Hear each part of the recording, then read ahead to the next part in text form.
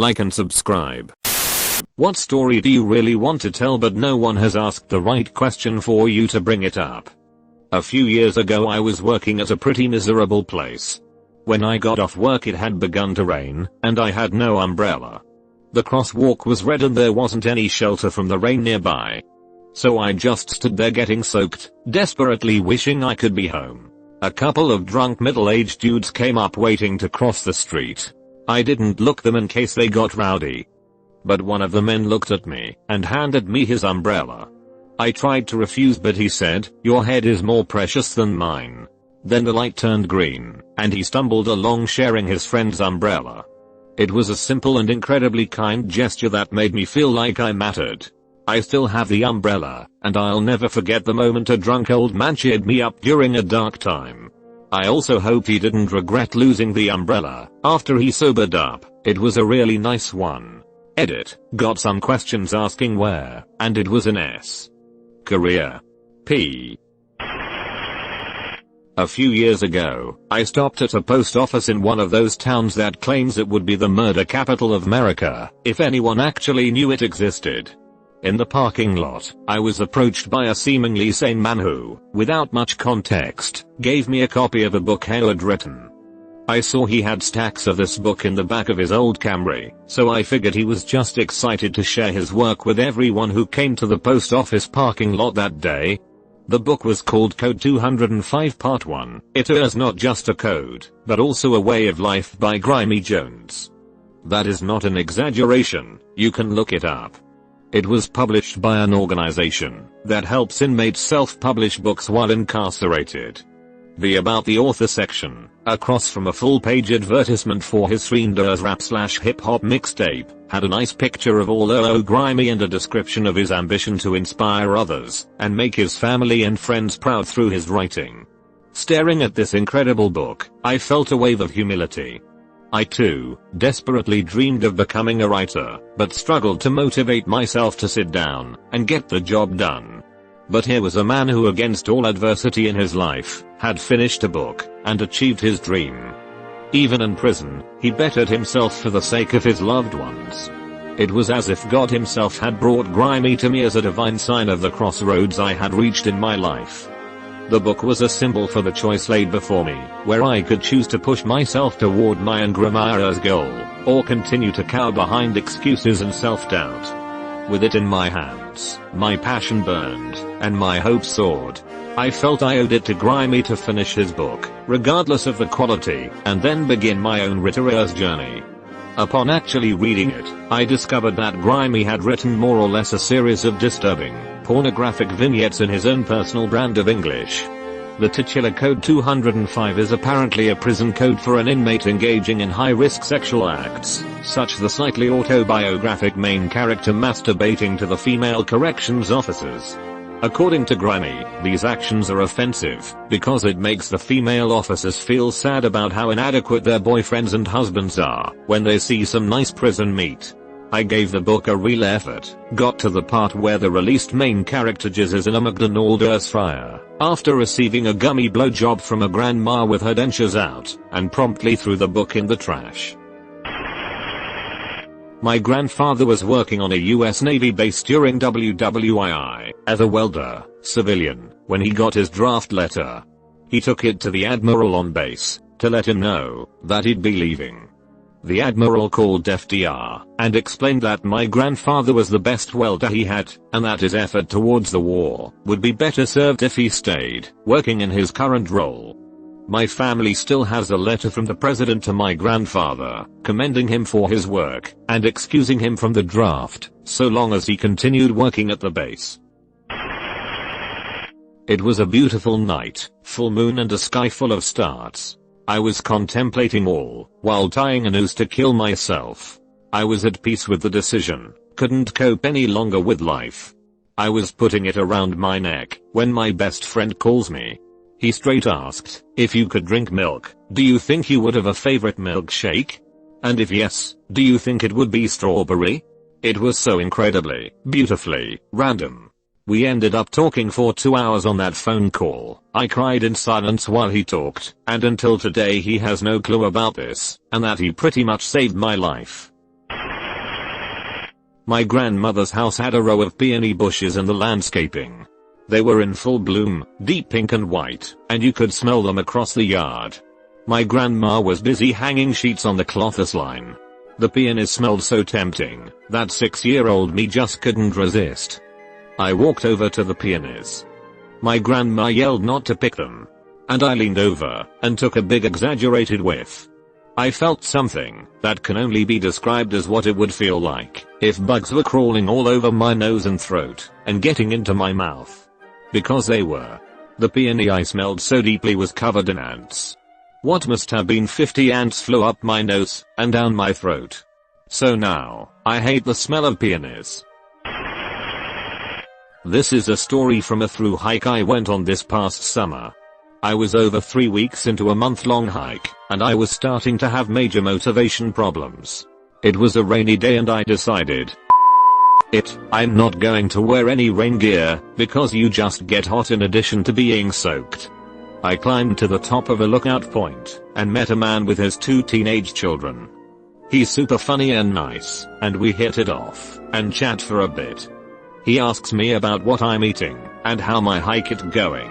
After weeks of being mostly solo most of the time, it's so good to talk with a good conversation partner. But it's storming, and we are high up, so we shortly part ways. Anyways, the next day of my hike is brutal. My gear is still damp and my body was not holding up as well as I hoped. I'm fatigued to my core, and I want to be done. But I'm determined to go 15 miles anyways, one of my longer days. Mile 11 to 13 are a beach walk portion. I thought great, that'll be fun. Absolutely not. Walking through tiny beach rocks, in hiking boots with a 40-pound back as hard as. I dumped a full cup of rocks out of my shoes afterwards. I get to the end of the walk, and there's a little bridge leading back towards the woods. On the bridge there's a sign that says lowest elevation point of the SHT being the trail. And I'm thinking to myself, I get it, today is the worst day, got it SHT, you really know how to kick someone when they are already down. So I keep going, and I make it to a road crossing with trail signs on either side. And on the near sign, I see a gas station bag full of goodies. In my head, I'm thinking simultaneously no way, and that it has to be for me. I get up close to it, and in permanent marker, all caps, it says my very uncommon first name. I was speechless. Inside there was a full-sized bag of kettle chips, a 24-ounce Coke, an apple, and an orange. The kindly man I spoke to asked me what food I missed most, and how far I was going. I said potato chips and 15 miles. He delivered. Best day on the trail. I don't usually drink pop, but that Coke, still a little cold, was maybe the best thing I ever tasted. TL, Doctor, I was having a really bad stretch of days on a through hike and a kind stranger gave me an amazing, surprising gift and made my day. My grandfather was committed for alcoholism in the 1940s, and stayed several years in a psychiatric hospital. Fast forward 60 years, and I'm touring that hospital for work reasons as I was part of the team planning its replacement.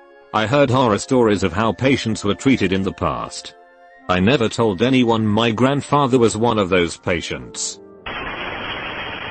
I feel like a dork, but here goes. I didn't know what periods were until I had them.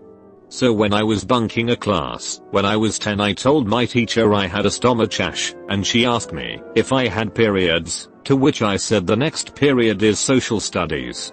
And she asked again, and I said the last period was the science period. She said NVM, and told me to go off. The same year, when we were going for a trip from school, when the guide teacher told us we had to take pads, I asked why we had to bring writing pads to my friend. She said sanitary pads asterisk, and I said IDK about y'all, but my exam pad is pretty clean. I was living in Madison, and driving home from work one day. Traffic was horrible, and I was just constantly looking in the rearview mirror, because I'm always afraid someone is going to rear-end me. But instead I saw a man, in the driver's seat, beating the ever-loving out of his passenger. I tried honking my horn loudly to get his attention. Didn't work, so I slowed down, so that he would have to pay attention to the road also didn't work, and he sped around me and got in front of me. I could tell he was still hitting and punching that woman, so I called the police and told them his license plate number. He sped off onto the interstate before I could describe him super well, but I told them the direction he was going. I hang up and continue on my way home. A few miles down, like 4 or 5 exits, I see 3 or so police cars with their lights going. I was like, oh, wonder what's going on. And as I pass I see it's the car. They had the guy in handcuffs, and the police were checking on a very bloodied woman. I still think about her. I really hope she is okay, and that she took that opportunity to get out of whatever situation she might have been in. My great-grandfather lived in Kansas when the Dust Bowl hit the US. He and his wife lived in a really small town and he owned the grocery store. After he passed away, my family was going through the stuff in his house and found a box of letters he had hidden from everyone. Every letter was a thank you from different families he helped during the Dust Bowl. People would be running from the Dust Bowl and pass through his town. He would give them free food to last them until they reached their destinations. Many of the letters thanked him for saving their lives and stuff like that. He took this secret to the grave, literally. Not even his wife knew. I've heard mention that maybe she wouldn't have been quite as pleased, but I don't know about that. I just think that's super cool, and I'm very proud of him. I have a lot of weird stories about my family that I never get to tell, haha. Edit, I didn't realize people would be so interesting in this, haha.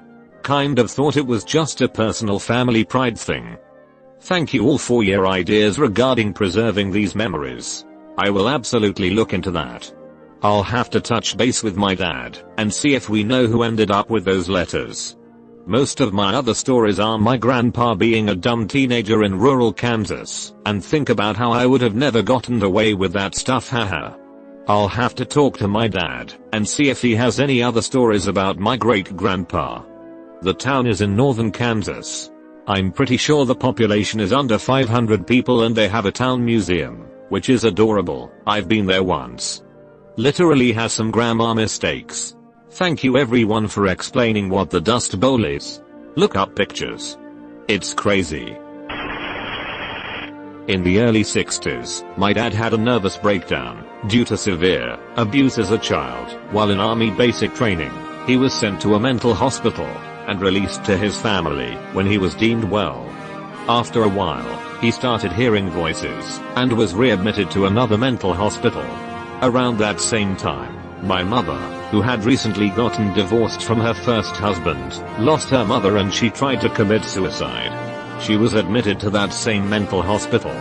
They got married in 1965.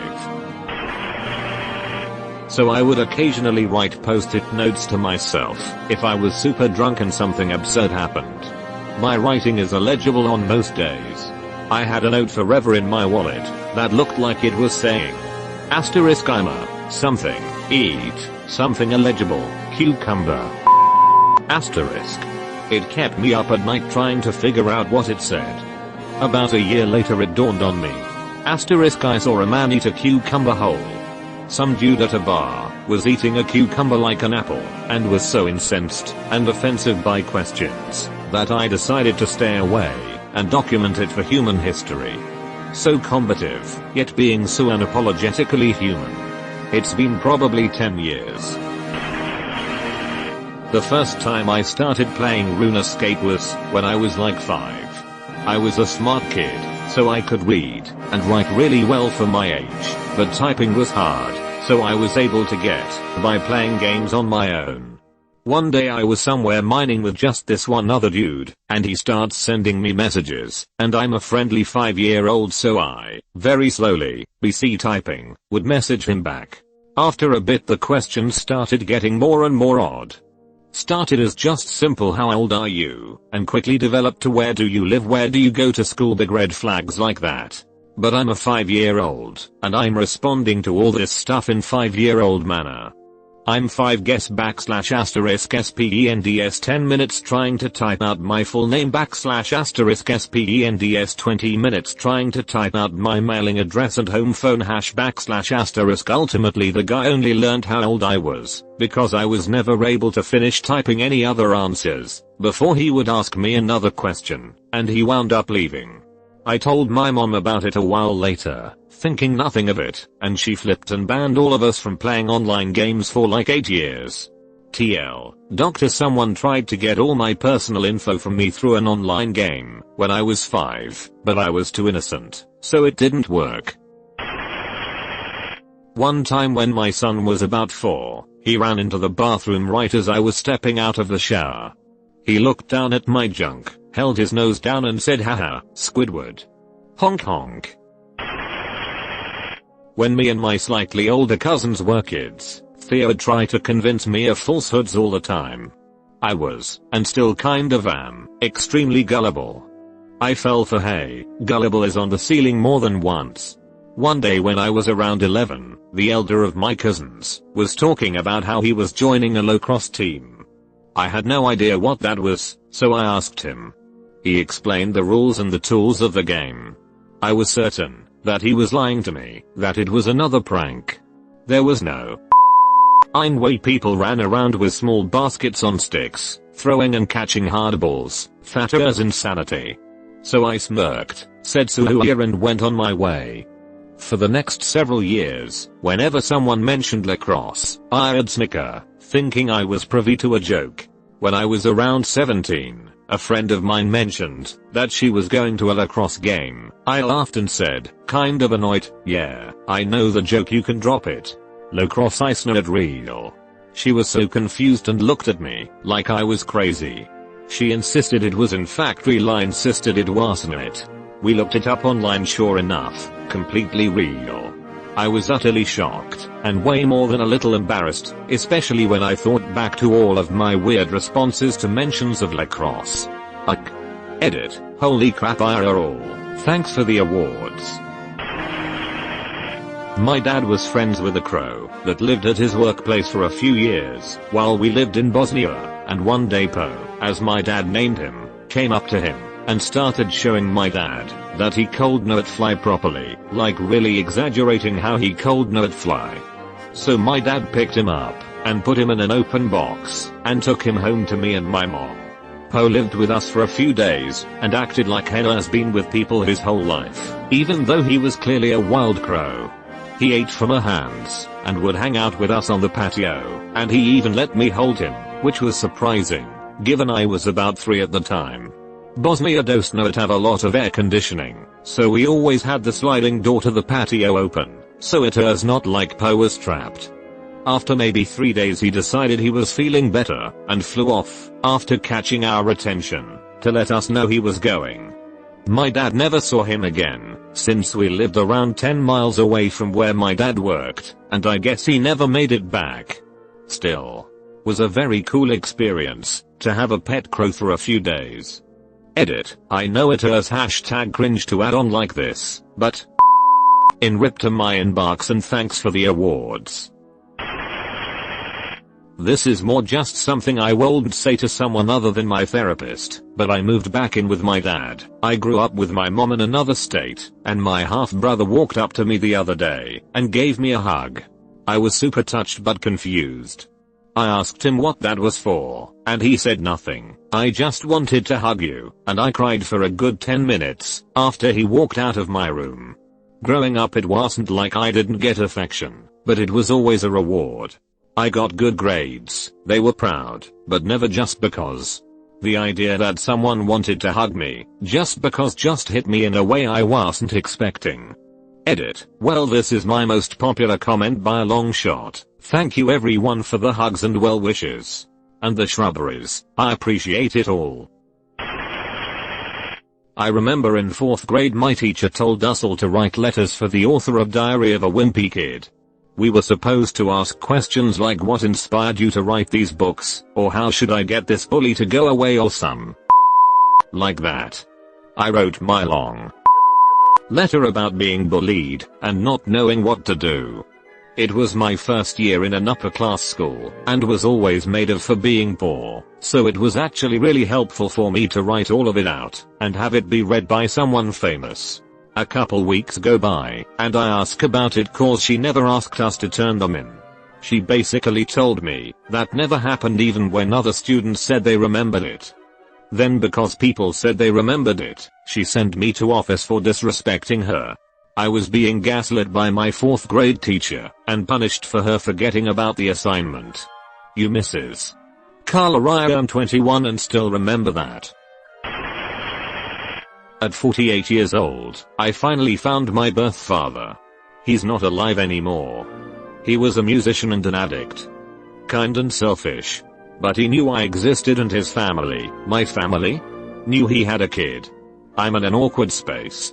They were nice, but not very engaging. Edit. It is longish but the ending is worth it. When I was 12 over 13 for Christmas, my grandparents bought paintball game passes for everyone my age and older in my family, about 15 of us.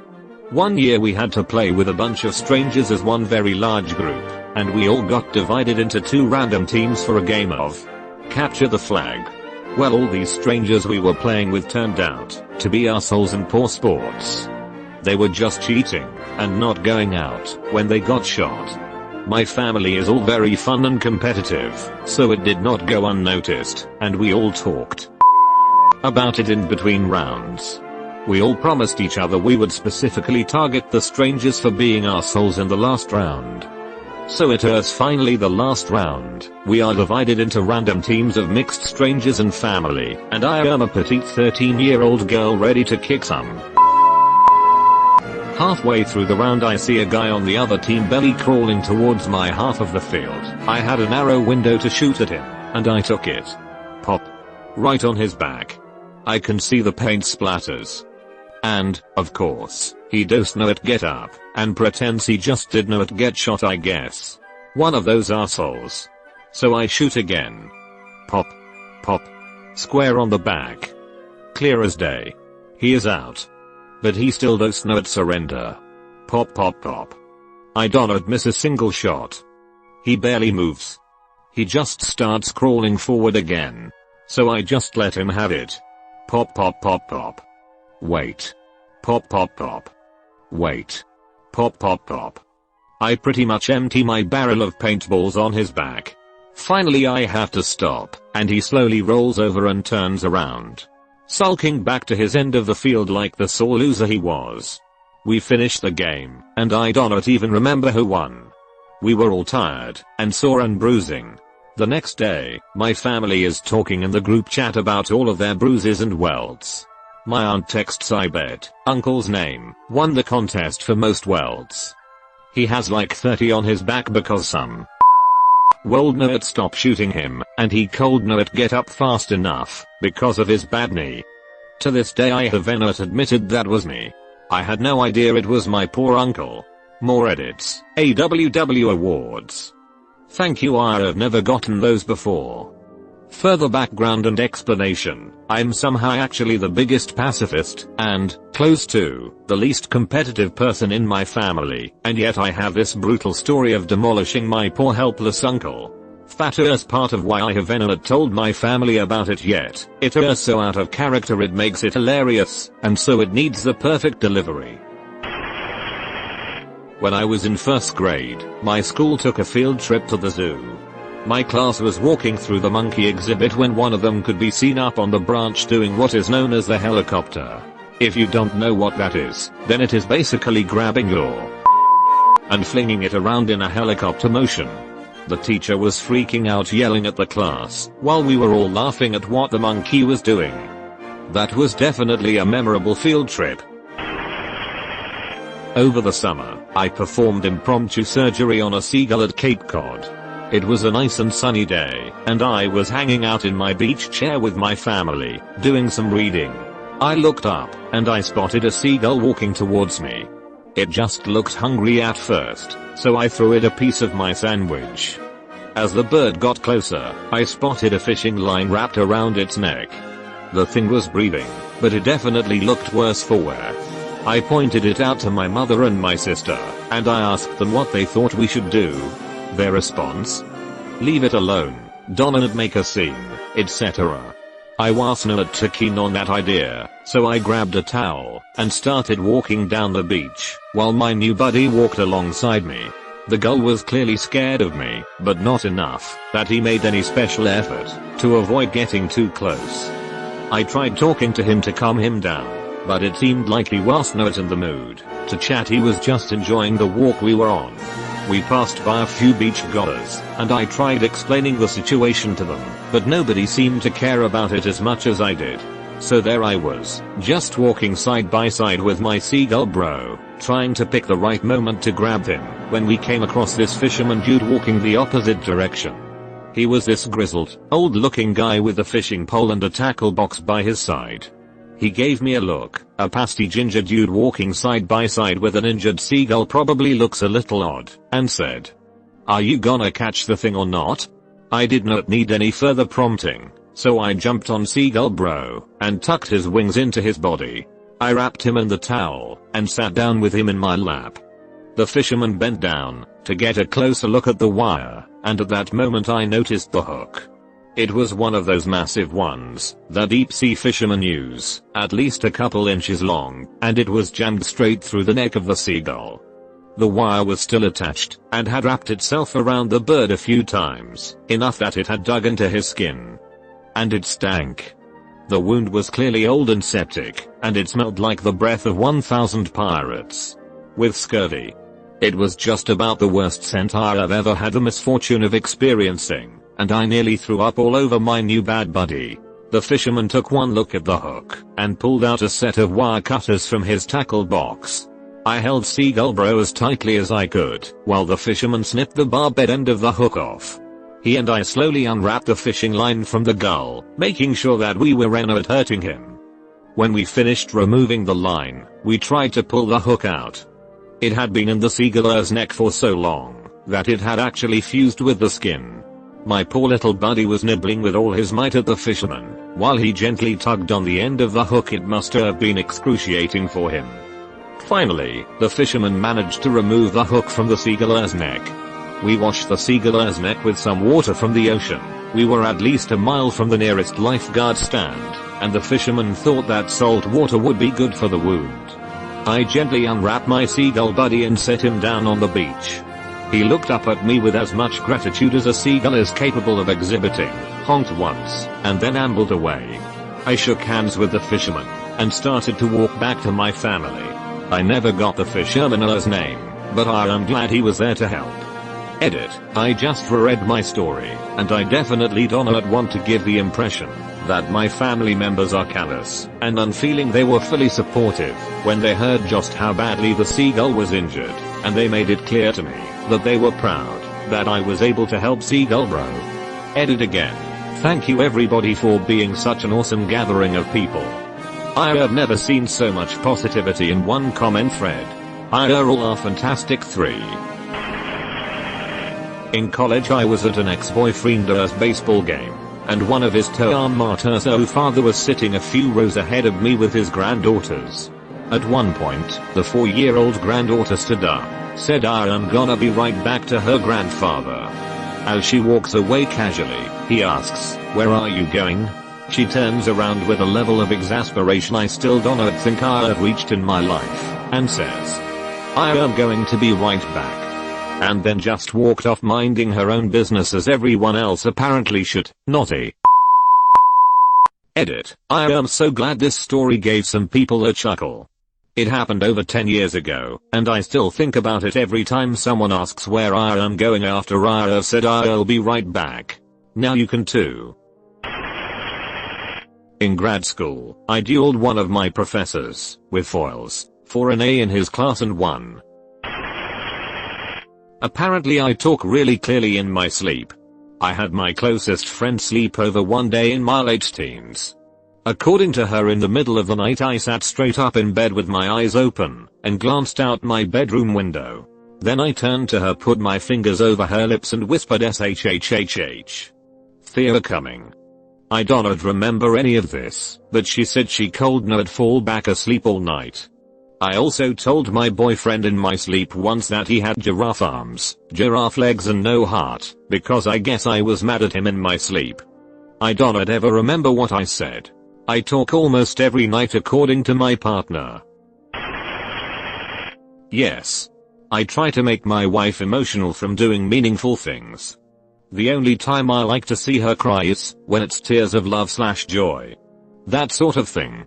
So I did something recently that I thought was super cute, and she loved it, but no tears lol. I said to her, I'm going to make you cry again before my funeral, and her response: why would I cry at your funeral? I had a kinda strange coworker who asked me out on a few occasions, but I had politely said no. There came to be a point where I had to make a no contact out of work rule with him, because he kept sending me weird messages, and I felt he was following me to lunch. Now in the office, I had a snack drawer and the topic of my snack drawer came up, because another coworker didn't eat lunch, and she was very hungry. I was offering my wares, and when I mentioned that I had fig Newtons, the same strange coworker crashed our conversation, and asked if he could have some fig Newtons. I said sure, and he took 3 and left. The next day I opened my snack drawer, and I found 3 half-eaten fig Newtons in the package. I thought I had gone crazy for a second, until I realized what happened. He had defiled my snack drawer. I talked to a few coworkers about what happened, because I thought it was weird, and I wanted to make sure none of them were pulling a prank on me. They ended up telling my manager, who called me into his office, where I had to explain what happened. The guy was transferred the next week. I was pregnant, in high school, and had not even told my parents. I was definitely going to fail AP European history. Already hardly passing with a low D, and it was the day of the big final test with everything on it from the whole year. I was so freaking stressed. My absolute god of a teacher, who, to this day, I swear must have had a sixth sense, and known I was pregnant or at least knew I was going through some, took me aside during the final, gave me a single blank sheet of paper, and told me number the lines 1 to 10.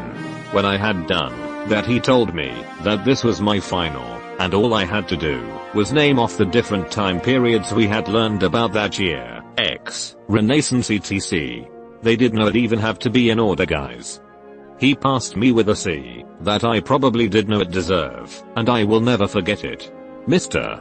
Bonewell, my dude, if you see this, I owe you one, you I'm rock.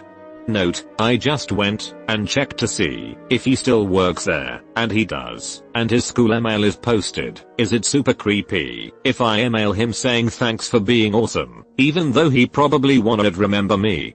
Edit, thank you all for all your replies, and the award. I was not expecting such a response.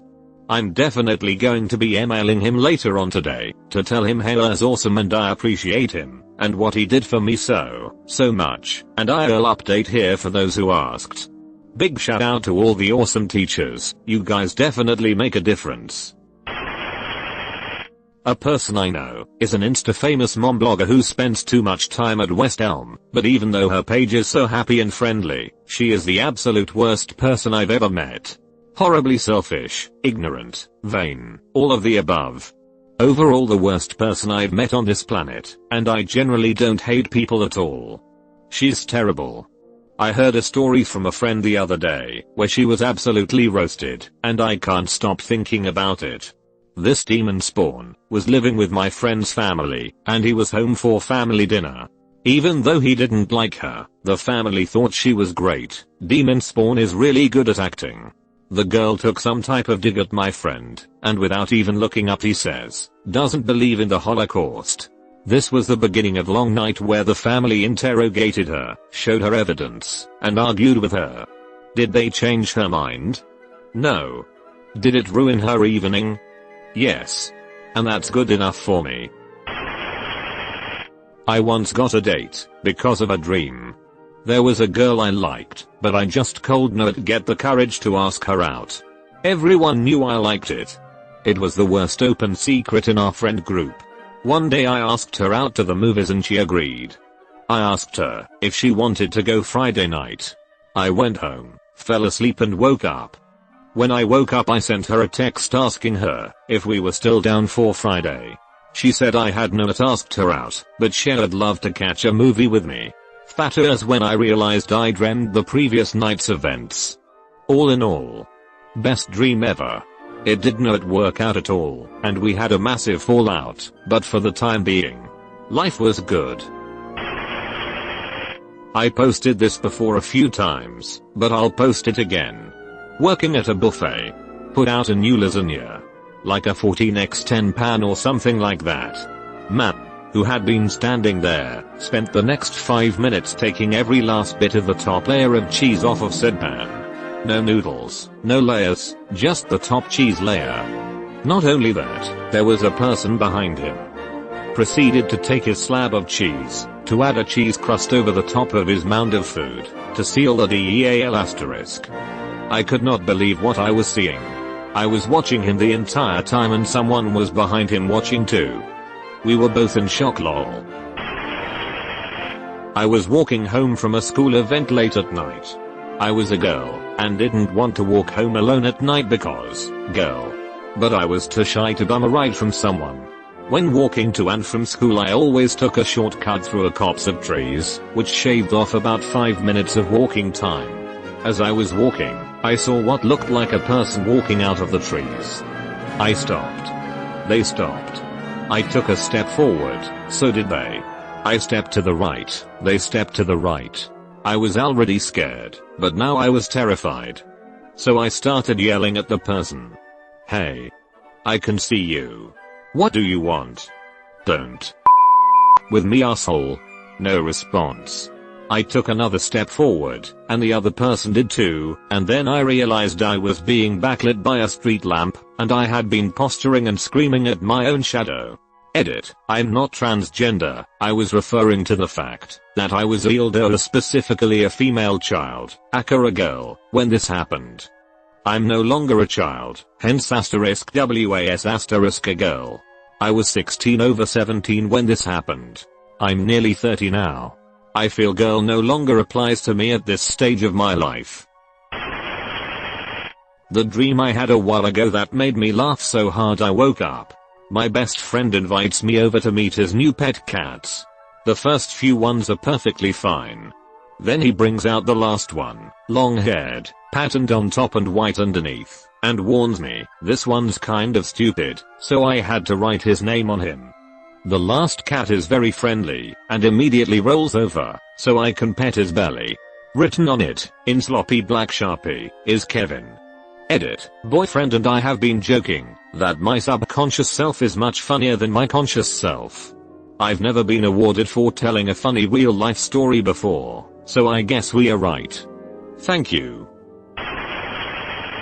When I was like 6Y/0, my dad taught me how to grab ants with the tip of my fingers in a way that the ant couldn't bite me, and I wouldn't hurt it. I'm talking about those big red leaf cutter ants. In my country we call them bachicus. Now, in my school's playground, there were a lot of these ants. I taught my friends how to grab them with the fingertips technique and we would spend all our recess time playing with ants. Eventually, as we were evil little curious kids, we found out that, if we plucked out their antennas, they wouldn't recognize each other, and would fight to death. Knowing this, we would spend our day looking for the best battle ants we could find, to make them kill each other for our entertainment. It was only matter of time, until we began making bits. We also started selling each other the best warriors and more kids joined the business. We didn't know that we were doing something wrong, but we kept it a secret from our teachers, only because they wouldn't let us play with insects. The place where we kept our fighters and the bowl we used as our Carlasium, received the name of Bachicalandia, which translates to something like Antland. One day a kid found a really big ant, and sold it to another kid for like 3 times the price of a regular ant. When the big moment came, the big ant turned out to be a really bad fighter, and got its head cut off by a normal size ant. The kid said that he got scammed, and wanted his money back, so they started fighting. This got our teacher involved, and she was horrified when she found out what we were doing, and that was the end of Bachicalandia. TL. Doctor, as a kid, I started an ant fighting ring in my school's playground. I actually posted it on another AskReddit thread, but it got buried. My grandfather's family immigrated to the US from Ireland to New Jersey when he was very young.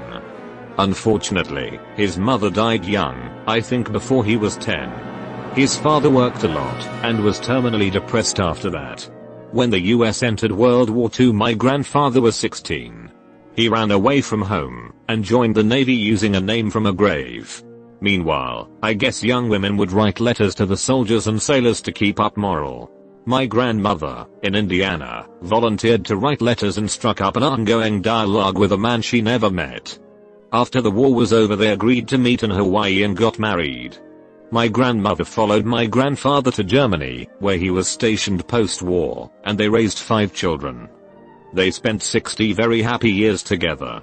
I learned from watching them how to be happy in a relationship. They both seemed to just know what the other needed. I've always thought they were amazingly strong people and my personal heroes. I work at a movie theater concession. This is the story about my best shift so far. It was opening night for Spider-Man: Far From Home, which also happened to be on a Tuesday, cheap ticket night. We also had plenty of show times for Avengers: Endgame, so we knew it was going to be I'm nuts. We popped extra popcorn, stocked up cups and candy, had extra staff scheduled, and even the managers were ready to come help us. And I was on the main till that guests line up to. An hour into my shift, the rush begins. Lineups all the way to the door, everyone's rushing to fill orders, and I'm working my off with the biggest lid-oop. There's popcorn all over the floor and I knew that cleanup afterwards was going to be a pain in the. Then something happened that just brightened my day. Just as the rush was dying down, Spider-Man and his girlfriend, not MJ, come up to my till and order. The guy had a full-blown Spider-Man costume for opening night. His girlfriend seemed like she just didn't want to be there, and he was just so hyped for the movie. It was honestly hilarious. I served them their food and drinks, and gave him free butter, say I liked his costume, and told them to enjoy the movie. But it gets better. Another guy came in with an Iron Spider costume, the suit from Infinity War, but without the golden claws, came in, but didn't order anything from concession. As I was cleaning up, I saw the guy in the Spider-Man costume go up to the Iron Spider costume and they were like, you dressed up too? Awesome, man. And they acted like best friends, even though they didn't even know each other. Later in the night, a group of guests were leaving the building, and I saw the 2 guys in costume chatting away like mad about the movie. The guy's girlfriend was just following behind them, and he didn't even acknowledge her. It was hilarious. Edit, holy. My first awards. When I was in 12th grade I was in choir, and one day after rehearsal we all went to a roller skating rink. Problem was, I didn't know how to skate at all. I was kinda freaked out, so while all my friends were skating, I kinda sat on the sidelines and watched until one of my 11th grade friends came up to me. She told me it wasn't super difficult, and despite my protests she grabbed my hand and basically pulled me onto the rink with her. At first it was painfully awkward. My sad 18-year-old self was slowly drifting along holding this girl's hand, while 8 to 9-year-old kids whizzed past me. But eventually she led me to a secluded corner of the rink, and taught me how to actually do it. It turned out to be more simple than I thought, and after a lot of hand-holding, tripping, falling, at one point I accidentally knocked down one of my choir directors, and deep conversations about life, I actually learned how to skate that night. Later that night, I was driving back home with 2 of my senior friends and I mentioned how she basically just taught me to skate. One of them joked, "Dude, you sure she didn't just wanna hold your hand?" I thought he was joking, but that girl ended up being my first kiss about 1 year later. So I dunno. Maybe. During my trip in Colombia, we hired 2 taxi drivers for the day, to drive us out to the beach, wait for us then drive us back into town. Then during our drive we ended up coming across a roadblock where they bribed the transit officers to let us through, something about them not having a license. Suddenly we made a right turn into a dirt road and jungle-like environment, something straight out of Netflix's Narcos. Scared us to death when people in motorcycles started to surround us as we were driving through this remote dirt road. I speak Spanish, but in the moment I could not make out what they are shouting and why they were banging on the car. Eventually we got to what was a makeshift parking lot and found other tourists. The motorcyclists were just locals trying to get work by helping us carry our things down to the beach. The path was downhill and was more of a mini hike down from the parking lot. Everything worked out, had our beach day, and luckily the drivers were still there afterwards to take us back to the hotel. When I was in 3rd grade we took a field trip to a farm. I wasn't a city kid. The town I lived in had only 560 people in it, and before that we lived just out in the woods and raised chickens. So, yeah, not a city slicker. Thing is, the only farming experience I had was chickens. So it was really awesome when they showed us how to milk a cow. All the kids lined up to take a turn with it. As an ADHD, autistic kid, I didn't have time to wait. I wandered over to the nearby goat. I mean, goat milk is a thing, so no big deal, right? So this goat only had one udder. But that wasn't going to stop me from milking it. It took just a bit of doing, but I milked that goat. That one udder goat. None of the adults would ever explain why they were laughing when I told them this story. My parents had this old coffee maker, made in the 70s. They used it until the year I was born, 1990. It was one of the first models which could automatically brew coffee at a set time. And the coffee was very good, and importantly, very *hot*. The year I was born, the coffee maker stopped working. They shrugged and bought a new one. But that same year, they also bought a little cottage on a lake, as a summer house. Lo and behold, there in the kitchen, was the very same model of coffee maker. They still have the cottage, and the coffee maker works to this day. Around 2 years ago, pondering all of the above, I wondered whether I could find that coffee maker on the internet. I did a quick Google search, and there it was. First result, eBay. I did not even bother to click the link. It was just a mild curiosity, after all. I already had a coffee maker. But it was nice to know I could pretty easily find it online. Over the course of the last 2 years, periodically I would visit my folks at the cottage, and I would drink the coffee, and I would do another quick Google search. And each time, there it was. First result. eBay. Nice to know. A few months ago, my girlfriend of 3 years left. I had not realized how many of the things in our apartment were hers. The place was quite empty. Such a lonely feeling. Anyway, one of the things she took, because it technically belonged to her, was our coffee maker. Well, I was not about to go without my morning coffee. I began researching the latest models, intending to pick one up at the store that day. But then that old 70s model floated back into my brain. I did a quick search. There it was. First result, eBay. Perhaps for the first time, I am not really sure. I clicked the link. I examined. Looks good. Decent price. Reputable seller. Then I decided to look around, to see if any other were available. Maybe compare prices. But I could not find any other. At least, not in that moment. I did not dig really deep. I wanted a coffee maker, and I wanted one now. But, for that sweet 70s relic, I was willing to wait a few days for USPS. I ordered the eBay unit, and it has since arrived, and I'm thrilled. It is in fantastic condition, works like a charm, and the coffee is just as good, if not better, than at my folks' old cottage. It has helped fill the void that my loved one left behind.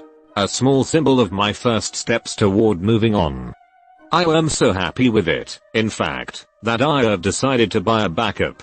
You know, in case anything should ever happen to it, or in case I wear it out. But I cannot find another one. I have dug deep this time.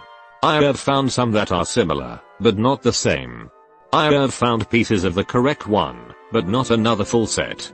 I have come to believe I was seeing the very same listing on eBay every time I searched over the last couple of years. Woo. Thanks for asking. I am strangely let down.